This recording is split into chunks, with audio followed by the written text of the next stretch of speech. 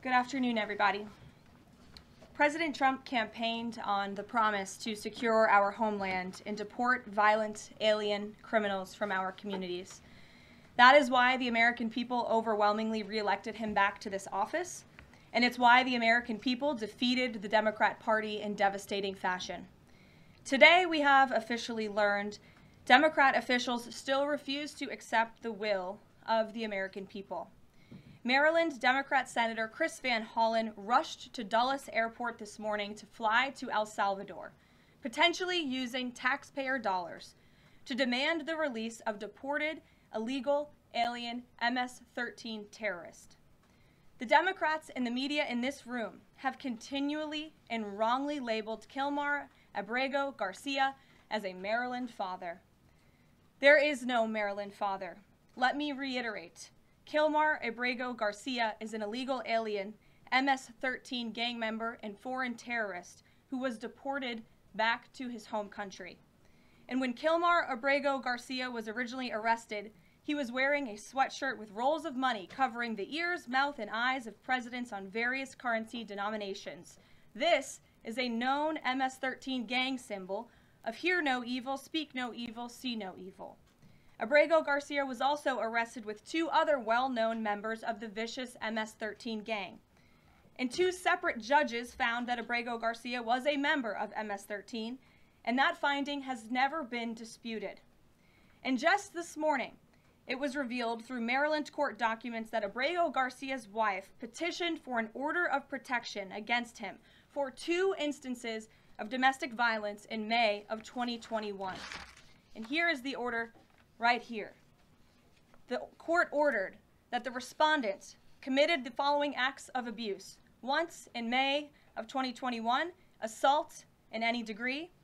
And on May 4th of 2021, he punched and scratched his wife, ripped off her shirt, and grabbed and bruised her.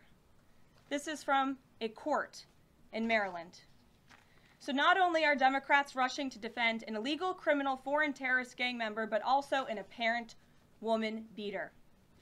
To set all of that aside, the basic fact that he was illegally inside our country and had a lawful deportation order made him subject to removal back to his home country of El Salvador. And if he ever ends up back in the United States, he would immediately be deported again. Nothing will change the fact that Abrego Garcia will never be a Maryland father. He will never live in the United States of America again. And the United States Supreme Court ruled unanimously that the President of the United States and the Secretary of State could not be compelled to forcibly retrieve this citizen of El Salvador who is currently locked up in a maximum security prison in his home country due to his MS-13 membership. To remind the media and the Democrat Party, MS-13 are among the most vicious and dangerous individuals in this world. They pose a direct threat to the United States, El Salvador, and any other country who maintains basic law and order. MS-13 rapes innocent girls and women, runs sex trafficking operations, murders for sport, and terrorizes law-abiding people. That's why El Salvador President Bukele made it clear this week that he will not be releasing this MS-13 gang member from his prison. But that is not enough. All of that is not enough to stop the Democrat Party from their lies. The number one issue they are focused on right now is bringing back this illegal alien terrorist to America. But where are the Democrats applauding the fact that southern border crossings just hit a historic low? Where are the Democrats supporting our brave men and women of law enforcement who are putting their lives on the line every single day to arrest the violent illegal alien invaders that the previous administration allowed into our country? And where are the Democrats when innocent Americans are victimized by illegal criminals that Joe Biden let in? It's appalling and sad that Senator Van Hollen and the Democrats applauding his trip to El Salvador today are incapable of having any shred of common sense or empathy for their own constituents and our citizens. Nobody knows this more than the woman standing to my right, Patty Morin, whose beautiful daughter Rachel was brutally maimed and murdered at the hands of an illegal alien in August of 2023. Patty no longer has her daughter because of the failed Democrat Party's open border, and these are policies that President Trump is bringing an end to. Patty should not have to be here today, but she is, and we are grateful and we are honored for her willingness and her request to share her powerful story with the world. Thank you, Patty, for being here. Thank you. A lot of you don't know the whole story about Rachel and about the crime that was committed against her. Even us, her family, we didn't know all the details. They kept most of it close to their chest, the detectives, because they didn't want to do anything to hurt the case. They wanted to keep the integrity of the case, so they kept everything close. I sat for the last 2 weeks in her trial, and we saw layer upon layer upon layer of evidence against the accused, an illegal immigrant from El Salvador. And the things that we thought, well, maybe this might have happened, we didn't know, but when we were at the trial, we got all the puzzle pieces. And I want to share some of those things with you. You know that Rachel's a 37-year-old mother. She has 5 children. We've walked the trail for the last 25 years that we've lived in Maryland. It's a safe place for our family. It's where we go to get a little bit of New England, because that's where we're from, New England. When she went on that trail that day, she was not planning on dying. She wasn't planning on walking to her death. She was planning on going to the grocery store with her girls afterwards. Victor Martinez, he waited for her. He waited for her to come closer. He saw her. He saw that there was nobody around. He attacked her. He dragged her 150 feet, blood gushing from her head. It left a 150-foot trail of her blood to the culverts, where he picked her up, he threw her against the wall of the tunnel, and he raped her. But before he did that, he stopped on that trail, and rocks, still stained with her blood, he used them to hammer her head against those rocks. They say at least 20 times they could count the cuts in her head. They said that when they did the autopsy, and I've seen the pictures, there's a 6-inch square in the back of her head where the skull is shattered the way that you would crush an eggshell in pieces. 3/4 of her brain hemorrhaged. Her right and left side of her face bashed in. Her beautiful face bashed in.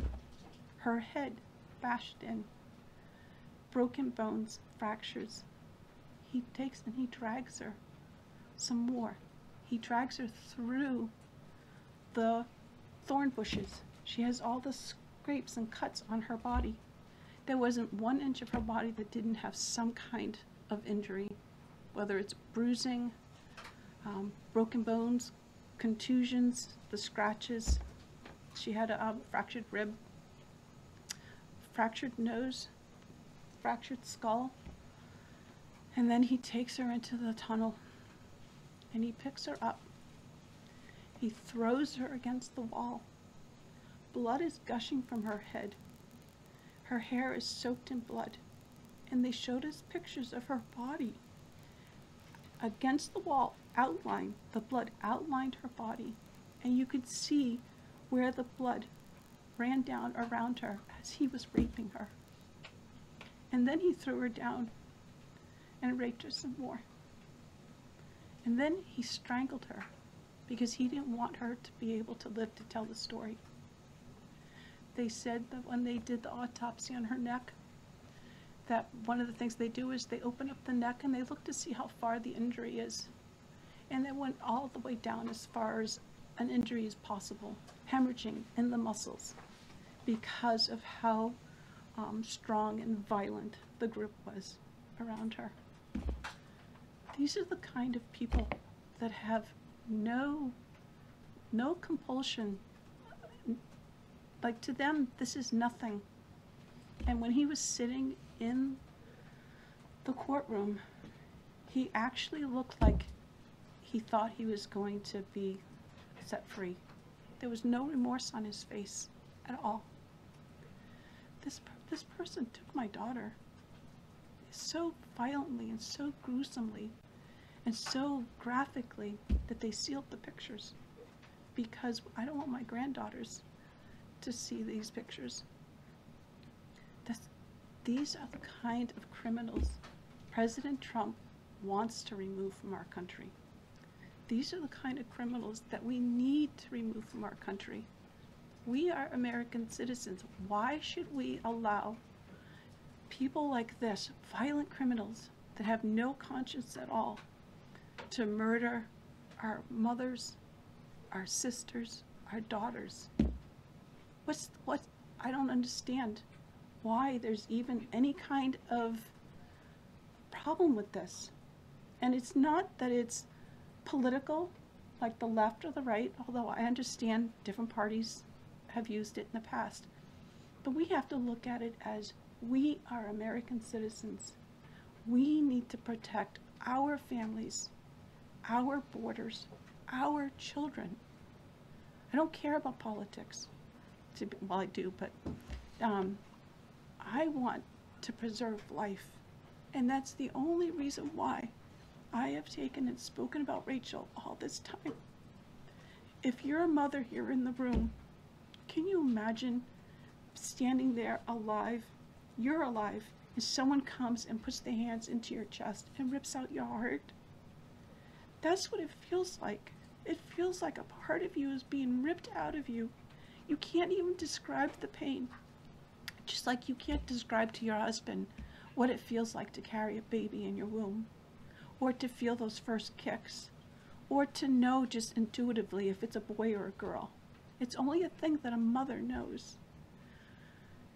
Why are we not protecting the American citizens?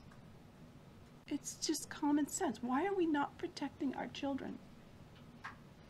And to have a senator from Maryland who didn't even acknowledge or barely acknowledged my daughter and the brutal death that she endured, leaving her 5 children without a mother and now a grandbaby without a grandmother, so that he can use my taxpayer money to fly to El Salvador to bring back someone that's not even an American citizen.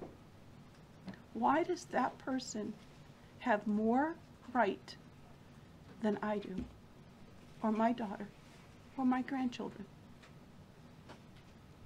I don't understand this. Thank you. Thank you. Thank you. And I just want to say that as a mother and as an American citizen, the president and our entire team, and I hope people in this room are grateful for your willingness to come here and your request to share your daughter's story. And I think the country hears you loud and clear. So thank you. Does anyone have any questions for Patty or for me? No? I have a question. No? Anybody? Okay. We'll see you all later. The president will be at his dinner later this evening. Thank you for being here, Ms. Moore. We really appreciate it. Thank you. Thank you.